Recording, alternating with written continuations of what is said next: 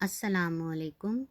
آج میں آپ کے لیے ایک اسلامی کہانی لے کر آئی ہوں جس کا نام ہے ابرہہ، پانیوں کی فوج والا بادشاہ۔ ایک تھا بادشاہ، اس کا نام ابرہہ تھا۔ ابرہہ یمن کا بادشاہ تھا۔ یمن جزیرہ عرب کے جنوب میں واقع ہے۔ ابرہہ بڑا لالچی تھا۔ اس نے سنا کہ دور دور سے لوگ کعبے کی زیارت کے لیے مکہ جاتے ہیں۔ یہ سنا تو اس نے سوچا کہ کیا ہی خوب ہو کہ لوگ کعبے کی زیارت کے بجائے یمن میں آئیں اور سب کے آنے سے مجھے فائدہ پہنچے۔ اس نے یمن میں کعبے کی طرح ایک عمارت بنوائی، لیکن وہاں کوئی نہ گیا۔ اس نے سوچا تھا کہ جب لوگ یہاں آنے لگیں گے تو ان سے خوب چڑھاوے وصول کریں گے۔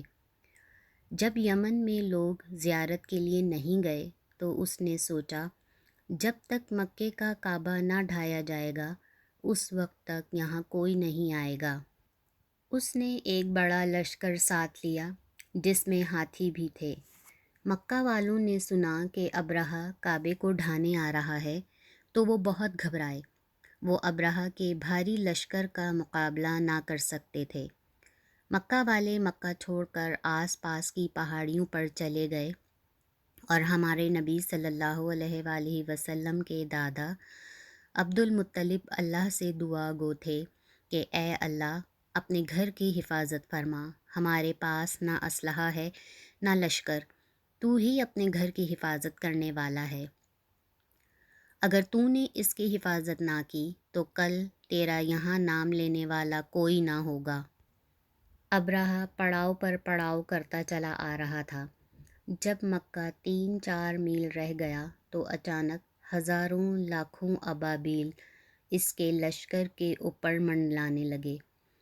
ان ابابیلوں کی چونچوں اور پنجوں میں چھوٹی چھوٹی کنکریاں تھیں۔ انہوں نے کنکریاں ابرہہ کے لشکر پر پھینکنا شروع کر دیں۔ جب کسی حملہ آور لشکری کو کنکری لگی، بندوق کی طرح لگی اور اس کا وہیں بھرکس نکل گیا۔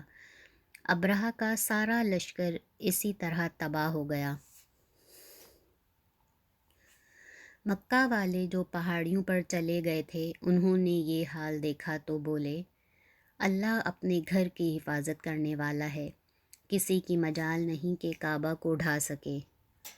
ابرہہ کے لشکر میں ہاتھی بہت تھے، اسی لیے ابرہہ اور اس کے لشکری اصحاب الفیل ہاتھیوں والے مشہور ہوئے۔ اس لشکر کی تباہی کا حال قرآن مجید کے آخری 30ویں پارے میں سورہ فیل میں بیان ہوا ہے۔ اگر آپ کو یہ کہانی پسند آئی ہے تو پلیز میرے چینل کو لائک کریں، شیئر کریں، سبسکرائب کریں تاکہ ہر نئی کہانی آئے تو آپ کو پتہ چل سکے۔